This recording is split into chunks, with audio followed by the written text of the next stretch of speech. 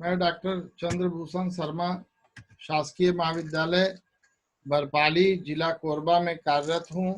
मैं आपके सामने उत्पादन प्रबंध के इकाई 5 के बड़ा ही महत्वपूर्ण टॉपिक निरीक्षण पर आपसे चर्चा करूंगा। आज निरीक्षण पर चर्चा करने से पहले मैं ये बताऊं कि जब भी उत्पादन होता है तो बड़े पैमाने के उत्पादन में निरीक्षण का बड़ा महत्व होता है, क्योंकि उत्पादन के अंतर्गत मनुष्य और मशीन दोनों शामिल रहता है। तो ऐसा बहुत ही सावधानी के बाद भी ऐसा संभव है कि मनुष्य से या मशीन से उत्पादन के अंतर्गत कुछ दोषपूर्ण उत्पादन हो जाए। तो इस दोषपूर्ण उत्पादन का पता लगाने एवं जिन कारणों से हो रहा है उन कारणों का पता लगाने के लिए एवं उसके दोषों को दूर करने के लिए ये आवश्यक है कि इंस्पेक्शन किया जाए, यानी निरीक्षण किया जाए। यानी निरीक्षण क्या है? तो उत्पादन जिस उद्देश्य से किया जा रहा है उस उद्देश्य को पूरा करने की क्षमता उसके उत्पाद में है या नहीं है, या जो उत्पादन हुआ है वो ग्राहक को पसंद आएगा अथवा नहीं आएगा, इसका पता लगाना ही क्या कहलाएगा? निरीक्षण कहलाएगा। देखिए, मैंने लिखा है उत्पादन में मनुष्य एवं मशीनों से होने वाले संभावित दोषपूर्ण उत्पादन का पता लगाना ही निरीक्षण कहलाता है। और ऐसा क्यों पता लगाना है? तो ऐसा इसलिए पता लगाना है क्योंकि ग्राहकों को उचित गुणवत्ता की वस्तु एवं सेवाएं प्राप्त हो सके, वस्तु उचित गुणवत्ता का प्राप्त हो जो वस्तु ग्राहक को मिल रहा है। तो हम लोग कह सकते हैं कि निरीक्षण के द्वारा ही यह प्रमाणित होता है कि जो उत्पादन किया गया है उसकी गुणवत्ता सही है। अब हम लोग गुणवत्ता के संबंध में, निरीक्षण के संबंध में विद्वानों के द्वारा दिए गए परिभाषाओं पर विचार करेंगे। तो एक बड़ा ही उत्पादन शास्त्र के बड़ा ही जाने माने विद्वान अल्फ्रेड एवं बीटा के अनुसार एक विशिष्ट उत्पादन भिन्नता की निर्दिष्ट सीमाओं के भीतर है या नहीं, इसे मापक साधनों की सहायता से देखने एवं जांचने की कला ही निरीक्षण है। देखिए, एक उत्पादन की आप कल्पना कीजिए कि जब कोई भी उत्पादक उत्पादन करने जाता है तो वह पहले तय कर लेता है कि हम क्या उत्पादन करना चाह रहे हैं और किस गुणवत्ता का उत्पादन करना चाह रहे हैं। यानी गुणवत्ता की सीमाओं को वो पहले तय कर लेता है, जिसको हम लोग क्या कहते हैं? मानक कहते हैं या स्टैंडर्ड कहते हैं। तो कहता है कि एक विशिष्ट उत्पादन, यानी जो कोई उत्पादन किया गया है वो एक सीमा के अंदर है कि नहीं, जैसा आपने तय किया था उसी प्रकार का है कि नहीं, ये जांचने की कला क्या कहलाएगा? निरीक्षण कहलाएगा। फिर एक दूसरे विद्वान स्प्रिंगल एवं लैंस वर्ग के अनुसार इन्होंने भी कहा है कि स्थापित आदर्शों के संदर्भ में किसी उत्पाद या सेवा के गुणों को मापने की क्रिया ही निरीक्षण कहलाएगा। यानी जो पहले से आदर्श स्थापित है, जो मैंने आपसे चर्चा किया किसके बारे में? स्टैंडर्ड या मानक के संबंध में। जो पहले से मानक तय है उसकी तुलना में जो उत्पादन किया गया है वो किस प्रकार का है, इसको मापना ही क्या कहलाएगा? इसको मापना निरीक्षण कहलाएगा। तो आपने देखा कि विद्वान भी लगभग उसी लाइन पर, जैसा मैं आपको बात किया कि उत्पादन आप जैसा सोच रहे थे उस प्रकार का हो रहा है या नहीं हो रहा है, ये देखना ही निरीक्षण कहलाएगा। क्योंकि देखिए, ग्राहक जब भी कोई वस्तु खरीदता है तो वह वस्तु क्यों खरीदता है आप सोचिए? क्योंकि वस्तु में वो उपभोक्ता कुछ गुणों का उम्मीद करता है, जिसके कारण वो वस्तु उस ग्राहक की आवश्यकता को पूरा कर पाएगा। तो उत्पादित वस्तु में वह गुण वर्तमान है या नहीं, इसे देखना ही क्या कहलाएगा? निरीक्षण कहलाएगा। अब देखिए, निरीक्षण के एक ओवरव्यू को, एक समग्र अवलोकन करने के लिए मैंने एक डायग्राम को रखा है। इस डायग्राम से आपको निरीक्षण के बारे में एक समेकित जानकारी, एक कंसोलिडेटेड इंफॉर्मेशन मिल जाएगा। सबसे पहला है ऑब्जेक्ट। क्या उद्देश्य होता है निरीक्षण का? तो पहला कहता है प्रोडक्ट उत्पाद के का जांच करना, दूसरा प्रक्रिया को देखना, उत्पादन प्रक्रिया को, तीसरा इक्विपमेंट यानी मशीन और उपकरण को देखना, और चौथा फैसिलिटीज को देखना है यानी सुविधाओं को देखना। दूसरा है रीजन, क्यों देखना है? तो इसलिए देखना है कि सेफ गार्डिंग, सुरक्षा के लिए। दूसरा कंप्लायंस यानी कानूनी आवश्यकता को पूरा करने के लिए। तीसरा प्रमाणन यानी वस्तु उचित क्वालिटी का है कि नहीं इसको प्रमाणित करने के लिए। और अगला है करेक्टिव एक्शन यानी वस्तु में यदि कोई दोष आ गया है तो उसे सुधारा जा सके, सुधारने के लिए। फिर है फोकस, फोकस यानी हम लोग क्या देखना चाहते हैं। तो सबसे पहला क्वालिटी यानी गुणवत्ता, दूसरा है प्रोडक्टिविटी यानी उत्पादन को, लॉन्जिविटी यानी लाइफ को, जीवन प्रोडक्ट का, और अगला है सेफ्टी यानी वस्तु कितना सेफ है, उत्पादन प्रक्रिया कितना सेफ है। फिर कहता है कि निरीक्षण कब कब करना चाहिए, क्या फ्रीक्वेंसी हो निरीक्षण का।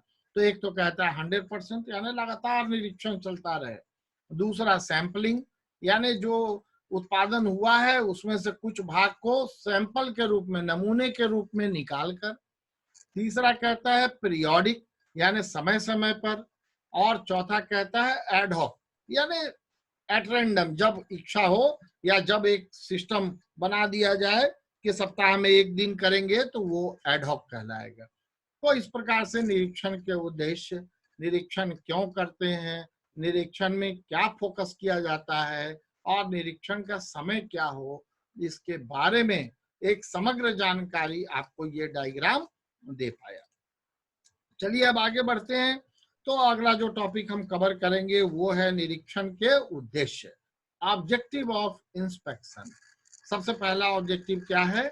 दोषपूर्ण उत्पादन को अलग करना, क्योंकि जब उत्पादन हो जाता है तो उत्पादन में कुछ प्रतिशत दोषपूर्ण होता है और बाकी सही होता है। तो दोषपूर्ण उत्पादन को बाकी उत्पादन से अलग करना आवश्यक होता है, क्योंकि यदि आप अलग नहीं करेंगे तो दोषपूर्ण उत्पादन भी ग्राहकों के पास पहुंच जाएगा और ग्राहक उससे उपयोगिता प्राप्त नहीं करेगा बल्कि अनुपयोगिता प्राप्त करेगा, और वस्तु का रेपुटेशन या व्यापार का रेपुटेशन खराब होगा। इसलिए दोषपूर्ण उत्पादन को अलग करना ये सबसे पहला उद्देश्य है। नेक्स्ट है कच्ची सामग्री या निर्माण के दोषों का पता लगाना। देखिए, हम लोग उत्पादन में कुछ सामग्री डालते हैं, जैसे कपड़ा उद्योग हो तो उसमें पहले हम कॉटन मिलाएंगे, जैसे तेल उद्योग हो सरसों तेल का तो पहले हम सरसों डालेंगे, जैसे आयरन आयरन का हो, लोहे का व्यापार हो तो पहले आयरन और डालेंगे। कहने का मतलब कि प्रत्येक उद्योग में कुछ न कुछ कच्ची सामग्री लगता है। तो वो सामग्री यदि दोषपूर्ण होगा, सामग्री यदि खराब होगा तो पूरा उत्पादन बिगड़ जाएगा, पूरा उत्पादन दोषपूर्ण हो जाएगा। तो सामग्री में कोई दोष तो नहीं है, तो साथ ही निर्माण में कोई दोष तो नहीं है, ये पता लगाना उद्देश्य है निरीक्षण का। तीसरा, निर्माण प्रक्रियाओं के गुण प्रमापों को बनाए रखना। निर्माण का जो प्रक्रिया बनाया गया है प्रारंभ में वो काफी सोच समझ के बनाया गया होता है, तो उसमें प्रक्रिया में जितने मानक तय किए गए हैं उन मानकों को आगे भी मेंटेन रखना, उन मानकों को बनाए रखना। चौथा कहता है अर्ध निर्मित दूषित उत्पादन पर आगे उत्पादन में रोकना। देखिए क्या होता है कि उत्पादन प्रक्रियाओं में होता है, एक कार्य हो गया उस कार्य के बाद उत्पादन दूसरे कार्य में जाता है ना। जैसे तेल का उद्योग ले लें तो सबसे पहले सरसों का क्या होता है, क्रशिंग होता है, पेराई होता है, फिर उसका क्या होगा, रिफाइनिंग होगा, फिर क्या होगा, फिनिशिंग होगा। तो ये प्रक्रिया है। तो कहता है कि प्रक्रिया यदि पहले प्रक्रिया में ही दूषित हो गया उत्पादन तो उसको वहीं पर रोक देना, ताकि आगे प्रक्रिया में जाकर उस पर और व्यय न हो जाए। यदि पहले प्रक्रिया में रुक जाएगा इसका मतलब दूसरे तीसरे और बाद के प्रक्रियाओं में वो जा नहीं पाएगा और काफी अपव्यय बच जाएगा। नेक्स्ट है उत्पाद के गुणों का प्रमाणन करना। देखिए, ग्राहक जब वस्तु लेता है तो उसमें कुछ गुणों की अपेक्षा होती है उसको, तो ये इंस्पेक्शन के द्वारा ही प्रमाणित होगा कि उस वस्तु में वो सब गुण मौजूद है कि नहीं जिसकी प्रत्याशा ग्राहक को था या जिसका उम्मीद करके ग्राहक ने वस्तु खरीदी। नेक्स्ट है, निरीक्षण के अंतर्गत कौन कौन से कार्य किए जाते हैं, क्या करना है निरीक्षण में। फंक्शंस ऑफ इंस्पेक्शन या निरीक्षण के कार्य। नंबर 1, कच्ची सामग्री का निरीक्षण करना, यानी जो अभी मैं बताया कि रॉ मटेरियल जो लगेगा वो अच्छे किस्म का होना चाहिए, तभी उत्पादन बढ़िया हो पाएगा, तो कच्ची सामग्री का निरीक्षण किया जाएगा। दूसरा, उत्पादन प्रक्रियाओं का निरीक्षण करना, यानी उत्पादन के अंतर्गत जितनी भी प्रक्रियाएं शामिल हैं वो सही से काम कर रहा है या नहीं, उनका निरीक्षण करना। तीसरा, मशीन एवं उपकरणों का निरीक्षण करना, जो मशीन उत्पादन के कार्य में लगे हैं वो अच्छे से कार्य कर रहा है कि नहीं, इसका निरीक्षण करना, ये भी काम है इंस्पेक्शन का। फिर तैयार माल का निरीक्षण करना, ये तो सबसे जरूरी है क्योंकि ग्राहक के पास पहुंचने के पहले वस्तु का इंस्पेक्शन हो जाना चाहिए ताकि ग्राहक को उस वस्तु से कोई अनुपयोगिता न प्राप्त हो, उस वस्तु में कोई डिफेक्ट न रहे जो ग्राहक के पास जा रहा है। तो तैयार माल का निरीक्षण बिल्कुल अंतिम स्टेज है। इन्हीं 4 प्रक्रियाओं को, इन्हीं 4 कार्यों को मैंने फ्लो चार्ट के माध्यम से दिखाया है। पहला, इनकमिंग मटेरियल का इंस्पेक्शन यानी कच्चे माल का। दूसरा, इन प्रोसेस प्रक्रिया का निरीक्षण करना। तीसरा, अर्धनिर्मित वस्तु को देखते रहना। और लास्ट में फिनिश प्रोडक्ट का इंस्पेक्शन और टेस्टिंग कि जिस गुणवत्ता का वो बनाना चाह रहा था संस्था, उस गुणवत्ता का वस्तु तैयार हो पाया है अथवा नहीं हो पाया है, इसके बारे में जानकारी करना। अब हम लोग देखेंगे निरीक्षण के प्रकार क्या हैं, कितने प्रकार से निरीक्षण किया जा सकता है ना, यानी टाइप्स ऑफ इंस्पेक्शन। देखिए, इंस्पेक्शन के कई प्रकार बताए गए हैं। संस्था अपनी उपयुक्तता के अनुसार, अपने संसाधन के अनुसार, उत्पादन की प्रक्रिया के अनुसार इनमें से किसी भी विधि को अपनाता है।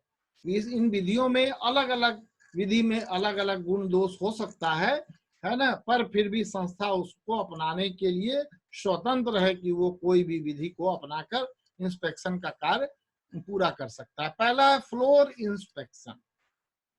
फ्लोर इंस्पेक्शन का मतलब कि जहां पर उत्पादन हो रहा है वहीं जाकर इंस्पेक्शन के लिए जिम्मेवार अधिकारी कर्मचारी वस्तु का, प्रक्रिया का एवं दूसरे प्रकार का निरीक्षण करेंगे। ऑन दी स्पॉट, यानी जहां उत्पादन हो रहा है वहीं पर निरीक्षण करना, इसको कहते हैं घूम घूम कर निरीक्षण करना। इसको कहते हैं पेट्रोलिंग इंस्पेक्शन भी कहा जाता है, यानी पेट्रोलिंग करके घूम के, यहाँ एक्स में उत्पादन हो रहा है एक्स मशीन पर, वहां भी देखेगा, वाई पर भी देखेगा, पैकिंग हो रहा है वहां भी देखेगा, सभी जगह देखा जाएगा। ये सबसे प्रभावी इंस्पेक्शन है क्योंकि इसमें इंस्पेक्शन टीम कभी भी पहुंच जाता है, तो इसका एक मानसिक दबाव काम करने वाले कर्मचारी अधिकारियों पर होता है कि बढ़िया से काम करना है क्योंकि इंस्पेक्शन टीम कभी भी आ जाएगा। तो ये सबसे प्रभावी निरीक्षण की पद्धति है। अगला है स्थिर निरीक्षण, फिक्स्ड इंस्पेक्शन। फिक्स्ड इंस्पेक्शन में क्या होगा कि एक इंस्पेक्शन के लिए विभाग बना दिया जाता है और जब उत्पादन हो जाता है तो उस विभाग में उत्पादन के कुछ भाग को सैंपल के तौर पर भेज दिया जाता है। वहां पर वो विभाग उसका उत्पादन का निरीक्षण करता है कि उत्पादन सही हुआ है या नहीं। अब देखिए, इसमें सबसे बड़ा दोष ये है कि वस्तु का उत्पादन सही नहीं हुआ, ये कब पता लगेगा? जब पूरा उत्पादन हो जाएगा उसके बाद तो आप सैंपल को भेज पाएंगे ना डिपार्टमेंट में। इंस्पेक्शन विभाग में सैंपल सबसे आखिरी में भेजा जाएगा, जब उत्पादन हो गया तब मालूम पड़ेगा कि वस्तु इतना % डिफेक्ट हो गया, तो काफी तब तक अपव्यय हो गया रहता है क्योंकि पूरा उत्पादन कंप्लीट हो गया है। उसी तरह से कच्चा माल आया खरीदने के बाद, उसके बाद उसके कुछ भाग को सैंपल के तौर पे वहां भेजा जाता है, तो मालूम पड़ेगा कि कच्चा माल का कुछ भाग ठीक नहीं है, खराब है या दूषित है या मानक के अनुसार नहीं है। इन कार्यों में काफी समय हो जाता है जिसके कारण काफी अपव्यय हो जाता है स्थिर निरीक्षण पद्धति के अंतर्गत। तीसरा है मुख्य बिंदु पर निरीक्षण, की पॉइंट इंस्पेक्शन। इसमें क्या है कि प्रत्येक प्रोडक्ट का एक की पॉइंट होता है, यानी ये बिंदु सबसे महत्वपूर्ण है, यहाँ पर बहुत ही कॉस्टली प्रक्रिया है, तो उसके पहले उसका इंस्पेक्शन कर लिया जाता है कि काम बढ़िया चल रहा है ना, ताकि ज्यादा खर्च पड़ने से पहले ये मालूम हो जाए कि उत्पादन सही हो रहा है कि नहीं। इसको कहते हैं मुख्य बिंदु निरीक्षण। और चौथा है फाइनल इंस्पेक्शन, यानी अंतिम निरीक्षण। अंतिम निरीक्षण में वस्तु को भौतिक रूप से देखा जाता है और उसके परफॉर्मेंस का भी मूल्यांकन कर लिया जाता है कि वस्तु जो बनाया गया है वो बिल्कुल सही है या नहीं, वो उपभोक्ता की आवश्यकता को पूरा करने की क्षमता रखता है या नहीं रखता है। यानी ये सबसे अंतिम इंस्पेक्शन है, इसके बाद इंस्पेक्शन का मौका नहीं मिलेगा, सीधा ग्राहक के पास वस्तु पहुंचेगा। इसलिए अत्यंत सावधानी से इस इंस्पेक्शन को किया जाता है। अगला है कि निरीक्षण के लिए कौन कौन से उपकरण अपनाए जाते हैं, कौन कौन से उपकरण है इंस्पेक्शन के लिए। तो सबसे पहला है विजन इंस्पेक्शन, यानी देखकर इंस्पेक्शन किया जाता है। विजन इंस्पेक्शन में क्या क्या किया जाएगा, तो कहता है कि वस्तु के पैकिंग और बाहरी आवरण की जांच की जाती है, जैसे कोड का वैलिडिटेशन किया जाता है, लगा है या नहीं, सही जगह लगा है या नहीं, फिर डेट वगैरह डाला है या नहीं, फिर ढक्कन सही से बंद है या नहीं, उत्पादन की तारीख सही है या नहीं, फिर वस्तु के का भौतिक रूप से गिनती किया जाता है, भौतिक रूप से 12 लिखा हुआ है इकाई, तो 12 इकाई उसमें है या नहीं। तो इन सबों को क्या कहते हैं, दृष्टि निरीक्षण कहते हैं। अगला है वजन जांच, चेक वेट। चेक वेट में क्या करना है, तो कहता है वस्तु पे का वजन यदि 200 ग्राम होना चाहिए तो वो 200 ग्राम है या नहीं, तो इसका जांच कर लिया जाता है। क्योंकि ये सब बात ग्राहकों पर यदि अंतर होने से बड़ा प्रतिकूल प्रभाव पड़ता है, ग्राहकों का विश्वास उस वस्तु के संबंध में समाप्त हो जाता है या कम हो जाता है। नेक्स्ट है धातु जांच machine, metal detector. Metal detector का मतलब है कि यदि धातु से बना हुआ है वस्तु, तो वो धातु की गुणवत्ता सही है या नहीं है, इसके लिए मेटल डिटेक्टर से जांच कर लिया जाता है। फिर कहता है नेक्स्ट है एक्सरे इंस्पेक्शन, यानी उस वस्तु का एक्सरे किया जाता है, एक्सरे से उसका आंतरिक आकार का पता लग जाता है, या वस्तु के अंदर में कोई त्रुटि हुआ है या नहीं हुआ है इसका पता लग जाता है, तो एक्सरे इंस्पेक्शन किया जाता है। नेक्स्ट है बार कोड की जांच, बार कोड स्कैनर। देखिए आजकल आप जाते हैं बड़े बड़े स्टोर में तो देखते हैं एक मशीन रहता है, वस्तु का नाम वगैरह कुछ नहीं डालना है, एक बार कोड, कंप्यूटर का बार कोड जिसको बोलते हैं, वो लगा रहता है वस्तु पर, वो स्कैनर के सामने लाता है और वस्तु का पूरा मूल्य वगैरह, डेट वगैरह सब बिल में आ जाता है। क्यों? क्योंकि वस्तु के संबंध में सारी जानकारियां सार रूप में बार कोड में दिया रहता है, तो बार कोड बिल्कुल सही होना चाहिए। बारकोड यदि सही नहीं होगा तो वस्तु का बिलिंग नहीं होगा, तो यदि बारकोड गलत हो जाएगा तो पॉइंट ऑफ सेल, यानी जहां पर वस्तु की बिक्री हो रही है वहां पर अनेकों प्रकार का समस्या खड़ा होगा। तो बारकोड की जांच कर लेना है, क्योंकि बारकोड से वस्तु के संबंध में एक संक्षिप्त जानकारी पूरी तरह से कभी भी मिल जाता है, तो बारकोड का जांच कर लेगा, है ना। तो बारकोड लगा है कि नहीं और उचित बारकोड है कि नहीं उसको रीड करके भी कर लेना है। अगला कहता है निरीक्षण की समस्याएं, क्या क्या समस्या है निरीक्षण में, निरीक्षण करते समय क्या क्या समस्याएं आती है। सबसे पहला है निरीक्षण कब किया जाए। देखिए कहते हैं कि कुछ लोग का ऐसा मानना है कि निरीक्षण करने से कार्य में व्यवधान उत्पन्न होता है, कार्य में रुकावट उत्पन्न होता है। तो निरीक्षण कब किया जाए, प्रारंभ में किया जाए या अंत में किया जाए या सतत किया जाए, तो इसको तय करना होता है संस्था के हिसाब से कि संस्था किस प्रकार का है। जैसे मैं कहा था घूम घूम के निरीक्षण करना, अब घूम घूम के निरीक्षण में एक समस्या भी है कि उत्पादन में व्यवधान आता है, लगातार निरीक्षक आते रहते हैं, तो ये निरीक्षण कब किया जाए ये संस्था के अनुसार तय किया जाएगा। किस सीमा तक निरीक्षण किया जाए, आपने देखा कि 100% निरीक्षण था, फिर सैंपल निरीक्षण था, फिर एडहॉक निरीक्षण था, तो कितना किया जाए निरीक्षण, ये भी देखना पड़ता है, क्योंकि खर्चीली प्रणाली है, कर्मचारी अधिकारी रखने पड़ेंगे। तो निरीक्षण किस सीमा तक किया जाए ये डिपेंड करता है वस्तु पर। जो महंगा वस्तु है उसमें बहुत ज्यादा निरीक्षण करना चाहिए, दवा है, ज्वेलरी का है, जो सोफिस्टिकेटेड आइटम है उस पर निरीक्षण सर्वाधिक होना चाहिए, है ना। और बाकी में सिंपल निरीक्षण से काम चल जाता है। नेक्स्ट है निरीक्षकों से संबंधित समस्या, यानी निरीक्षक की संख्या कितना हो। तो संख्या तो जैसा प्रोडक्ट है और जैसा संस्था है उसके अनुरूप संख्या तय किया जाएगा संस्था के द्वारा। और दूसरा योग्यता क्या हो निरीक्षकों की, तो निरीक्षक तकनीकी रूप से सक्षम होना चाहिए, जिस वस्तु का उत्पादन हो रहा है उसका जानकार होना चाहिए निरीक्षक। तो ये निरीक्षक की योग्यता के संबंध में हो गया। अगला कहता है कि कागजी कार्य बनाम स्थल निरीक्षण, यानी निरीक्षण केवल एक ऑफिस में बैठ के जो उत्पादन से संबंधित कागज आ रहा है, जो लॉग बुक आ रहा है, बीन कार्ड आ रहा है, या सामग्री क्रय का जो विवरण आ रहा है उससे कर लिया जाए या स्थल पे जाके किया जाए।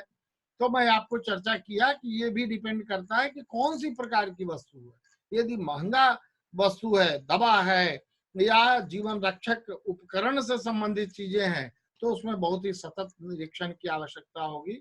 तो यह निरीक्षण में छोटी मोटी समस्याएं हैं जिसको दूर किया जा सकता है, और इसको दूर करने के पश्चात एक सक्षम निरीक्षण की पद्धति अपनाई जा सकती है।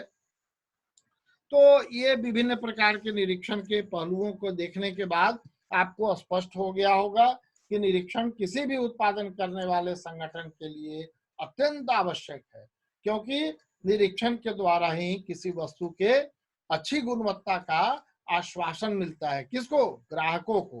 ग्राहक यूज कर रहा है ना सामान, तो ग्राहकों को यह मालूम पड़ता है कि वो वस्तु अच्छे गुणवत्ता का है।